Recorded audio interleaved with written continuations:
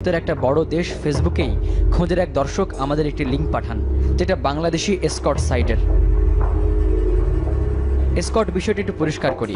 Escort হচ্ছে তারা যারা আপনাকে সময় সরবরাহ করবে, আপনার বোরিং ফ্যাকাশে সময়গুলোকে ছলা কলায় রঙিন করে দেবে।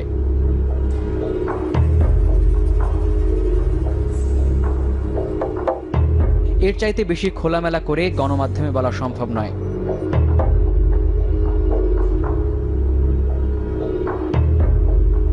সেই পেজটি ভালো করে ঘেঁটে ঘুরে দেখলাম আমরা। সেখানকার নারীদের নান্দনিক উপস্থিতি যে কোনো পুরুষকে মোহিত করবে।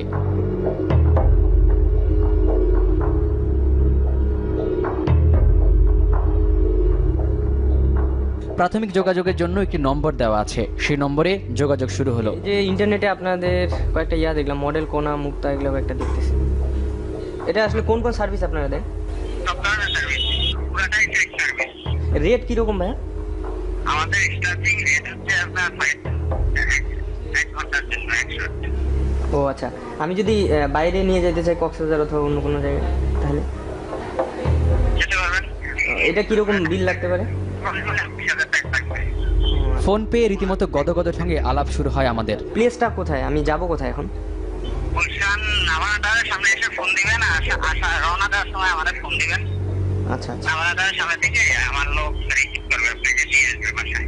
আমি 5 মিনিটের মধ্যে আসতেছি নাভানা টাওয়ারের সামনে। ওকে ওকে। হ্যাঁ, আমি আসতে দিবেন, নাভানাটার সামনে আসতে দিই আমিও। আপনি আসতেছেন? হ্যাঁ, আমার 2 মিনিট লাগবে আমার সাথে আসেন আপনি। কিন্তু তারা একটু সতর্ক, আর কথাই নয়, SMS এ তথ্য সরবরাহ চলতে থাকে। ফোনের আড়ালের মানুষটির সাথে দেখা করতে ইচ্ছে করছে, আমাদের ইচ্ছে করেছিল। একসময় ফোনের ওপাশের মানুষটি আমাদের সামনে আসলো।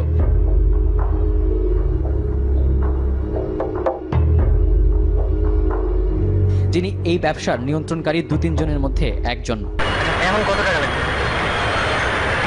এখন তো আমি যেটা বললাম আপনার 200 টাকা, এখানে $85 আছে, আমি হয়তো এখানে $10 5,000 এর নিচে করা যাবে। 5,000। দরদাম পর্ব শেষ। এবার আমরা যাব সেই কাঙ্ক্ষিত ফ্ল্যাটে, আপনাদেরও সাথে নেব। তবে যারা বিরতির বাধা টপকানো পর্যন্ত অপেক্ষা করতে পারবেন, শুধু তাদের।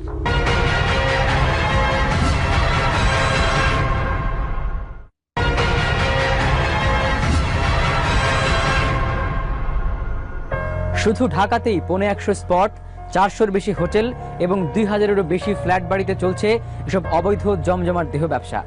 থাক, পরিসংখ্যান দিয়ে আপনাদের অপেক্ষার পালা আর দীর্ঘ করব না।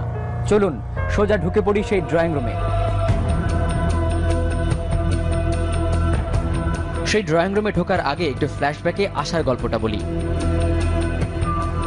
গুলশানের একটি পরিচিত জায়গায় আমাদের দেখা হলো। তারপর পায়ে হেঁটে অনেক গলিপথ ঘুরে আমরা সেখানে পৌঁছালাম।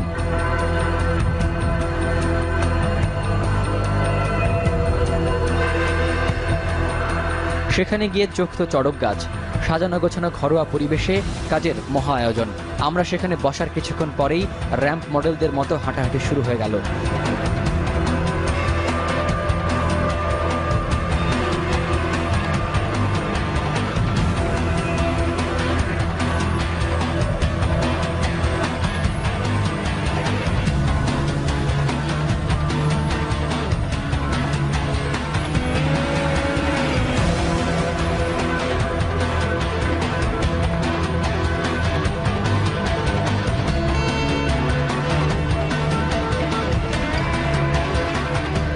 সেখান থেকে আপনার বেছে নেওয়ার অবারিত সুযোগ রয়েছে।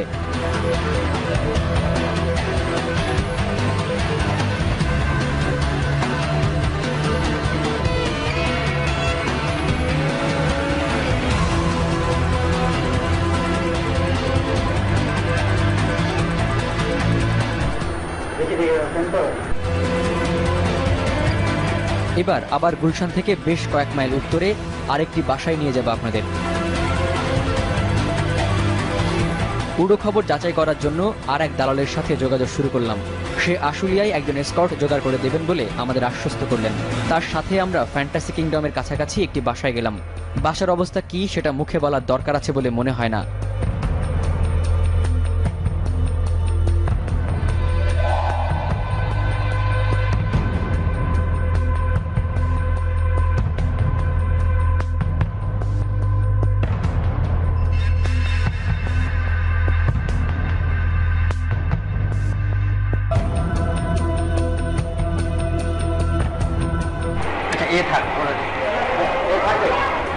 সেই নারী মেলা থেকে একজনের সাথে আমাদের কথা হলো।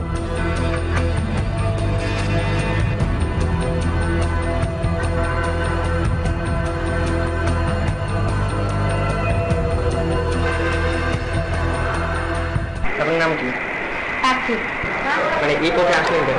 আসলেন সহজে এমনি ভালো ইনকাম কত হয় দিদি? এদিকে আপনি ভাত পাবেন না অন্য কেউ? এটা সবাই জানতে যাচ্ছি এখানে কোন বিশ্বাসে? এটা আমার চিনি, এগুলো এখান থেকে কেউ কিছু করতে পারবে না। পুলিশ যদি আসে পুলিশ করে নিয়ে যাবে, তারপর জেলে যাবে আর কি। এরকম এখানে কতগুলো আছে?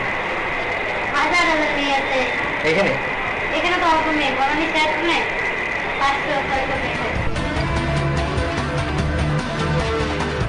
আশুলিয়ার পাট চুকিয়ে আমরা জুয়েলের সাথে যোগাযোগ করে আবার বনানীর একটি বাড়িতে গেলাম। সেখানকার অবস্থাও একই রকম, রীতিমতো দোকানে পণ্য সাজিয়ে রাখা হয়েছে।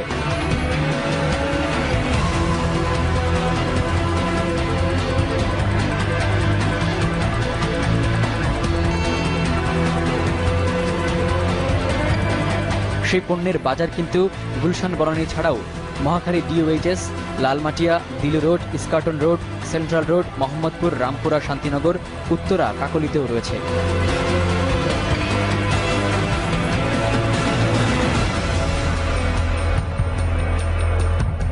তবে একেবারে খুল্লাম খুল্লা স্টাইলে নয়, আবাসিক কিংবা ভিআইপি এলাকায় যৌন ব্যবসা পরিচালিত হয় বিশেষ গোপনীয়তায়।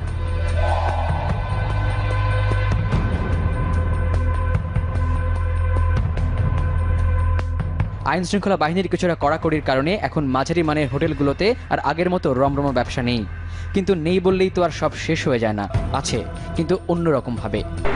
আমি আপনাদের সাথে নিয়ে যাবো, আপনাদের কাজ কাম করা, আবার যখন আসবো আমি নিয়ে আসবো। যৌন ব্যবসার এই রমরমা অবস্থার কারণে বাংলাদেশে বয়স 18 হবার আগেই যৌন অভিজ্ঞতা হচ্ছে 50% শহুরে তরুণের। এছাড়া প্রায় 80% তরুণ পরোক্ষভাবে প্ররোচিত হচ্ছে যৌনকর্মে লিপ্ত হতে। এদের 1/3 আবার লিপ্ত হচ্ছেন দলগত যৌনকর্মে। আবার অনেকে পর্নোগ্রাফি দেখে যৌনকর্মে উদ্দীপ্ত হচ্ছেন। এদের অনেকের বয়স 11 থেকে 14 বছরের মধ্যে। এমন অনিরাপদ যৌনকর্মের জন্য 52% এইডস ছড়ায় বলে তথ্য দিচ্ছে বিশ্ব স্বাস্থ্য সংস্থা। পরিসংখ্যানের পাতা উল্টে এবার একটু সবিজের ঝলমলে জগৎ থেকে ঘুরে আসা যাক, যেখানে আলো আঁধারির পিচ্ছিল পথে হোঁচট খেয়ে অনেক তারা খসে পড়েছে ব্ল্যাক হোলে।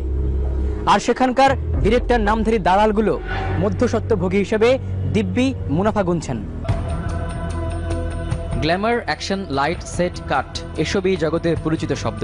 লোক দেখানো লৌকিকতায় নারী এখনো পণ্য। সেই জগতের হাতছানিতে মডেল হবার স্বপ্ন কাজ করে অনেকের মধ্যে, কারণ আয়নায় নিজের চেহারা দেখতে কার না ভাল লাগে। সেই ভালো লাগাকে পুঁজি করে ব্যবসা ফেতে বসেছে অনেকে। সেই ব্যবসার খপ্পরে পড়েছিল এই মেয়েটি। অনেক লোভনীয় প্রস্তাব আর মন ভোলানো কথায় পা পিছলে পড়ে গিয়েছিল সে। তার মুখেই শুনে আসি তার অধঃপতনের বৃত্তান্ত। মিডিয়া নিয়ে তো সব রকম কথাই শুনি, ভালো খারাপ। আমার কাছে মনে হতো ওটা তো দেখি নাই, সবাই তো খারাপ বলে, এতটা খারাপ নাও হতে পারে। এত মানুষরা আছে ভালো ভালো, সব যে খারাপ হবে এমন তো কথা না। আমার পরিচিত এক বড় ভাই, খুবই কাছের, উনি মিডিয়ার সাথে জড়িত ছিলেন। ভাইয়া জিজ্ঞেস করলেন কি করবা, বলছি ভাই আমি কাজ করতে চাচ্ছি। ভাইয়া যেটা বললেন আমাকে ডেকে নিয়ে যাচ্ছে, চলো তোমাকে বুঝাই বলে পুরো বিষয়টা, কি কি করতে হবে, সিভি লাগবে বা আদার্স কিছু।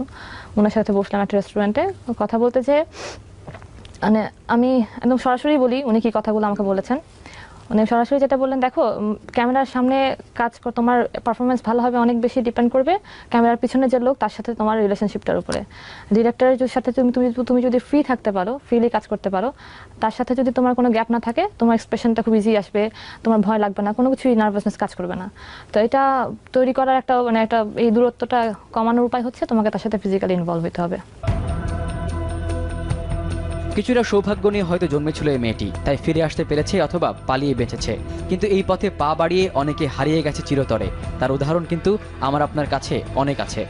সবাই তো সমান না, কিছু কিছু নায়িকা হয়তো এরকম আছে বা এরকম হচ্ছে, আর এরকম না হলে তো এরা তো উপরে উঠতেও পারতেছে না। ঠিক আছে, যেমন আমাকে দিয়ে বুঝাচ্ছি যে আমি যদি এই ধরনের কিছু করতাম অবশ্যই আমি আরেকটু করে উঠতে পারতাম। খুব কথা বলতে ইচ্ছে করছে সেই সব বিপণন বালিকাদের সাথে, জানতে ইচ্ছে করছে কেন তারা এই পথে। আপনাদের নিরাশ করব না, তাদের সাথে আলাপ তো করাবই, পাশাপাশি এই জগতের কিছু গডফাদারদের মুখোশও খুলে দেব আমরা, মই দেব তাদের পাকা ধানে।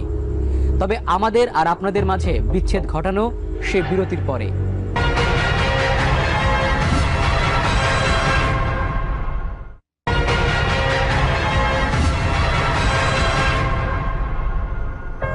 গডফাদারদের সঙ্গে আলাপ করানোর আগে আপনাদের পরিচয় করিয়ে দেব একজন ডিরেক্টরের সাথে, যিনি মূলত এসকর্ট সাপ্লাইয়ের বড় দালাল, কিন্তু তকমা লাগিয়ে আছেন পরিচালকের।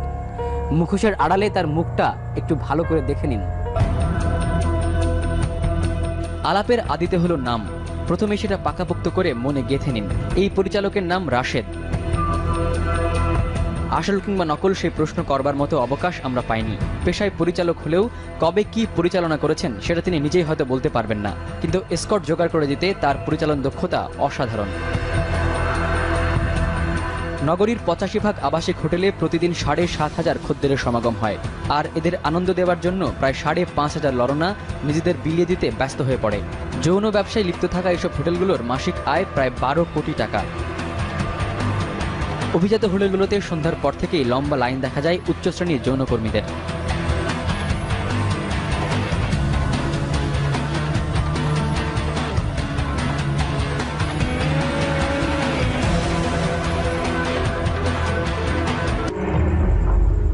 আপনাদের দেয়া কথা অনুযায়ী এবার আলাপ করাবো সেই সব সুখ বিলিয়ে বেড়ানো বালিকাদের সঙ্গে, যারা যাচ্ছেন 5 তারা হোটেলে কিংবা অভিজাত ফ্ল্যাট বাড়িতে আপনার ধূসর সময়গুলোকে একেবারে রঙিন করতে। একটা ছেলের সাথে প্রেম করছিলাম 9 বছর, ওই এই লাইনে আনছে, ওই শিখাইছে আমার, কারণ আমি এই লাইনটা খুব ঘৃণা করতাম। আমার ভাগ্যে এই লাইন ছিল। মনে করেন অত আমাকে দেহর ভালোবাসা বাসছে, তো মন দিয়ে ভালোবাসি না, আমি তো ওরা মন দিয়ে ভালোবাসছি নিজের ইচ্ছায়। আমি এতটা করি না, এত খারাপ দিকে চাই না, বাসায় থাকি বেশি সময়, আমি সময় কম দিই। যখন দেখি আমার প্রয়োজন বেশি তখন আমি 2টা বাসায় যাই, 1-2টা কাজ হলে আমি পীরের ভাগে আসি। জানেন আমি সরলতা করি তো, সবাই আমার না অনেক ক্ষতি করে, কিন্তু আমি কেউ ক্ষতি করি না জীবনে, আর আল্লাহ তো আমার না করে। আমার বিয়ের পরে কিন্তু আমি পুরোই ভালো হয়ে গেছিলাম। যখন আবার দেখলাম অভাব আমার সংসারে, তখন আবার আসলাম এই জগৎটায়। ভালো ভালো পজিশনের মানুষই যায়, শিক্ষিত মানুষই যায়। হাজবেন্ড তো সারাদিন অফিসে যায়, সকাল 6টায় যায়, আবার আসে 9টায় নাস্তা খায়, আবার 12টার সময় চলে যায়। মাঝে মধ্যে মন চায় অনেক দূরে চলে যেতাম, কোনো নাই, কিন্তু আসলে আমার একটাই কষ্ট, পরে আমি ঠকাইছি, কারণ আমার ওর কাছে থাকতে ইচ্ছা করে না। অনেক সময় ইচ্ছা করে যে এইসব প্ল্যান ছাড়া দিন বেশি দিন থাকবো না।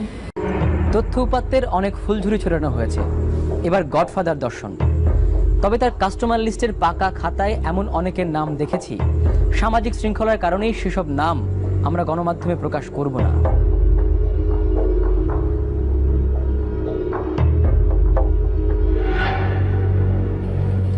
আমার ভাইয়ের মাথায় এই কোপটা ঢুকলো, এই চিন্তা করতে হবে ভাই।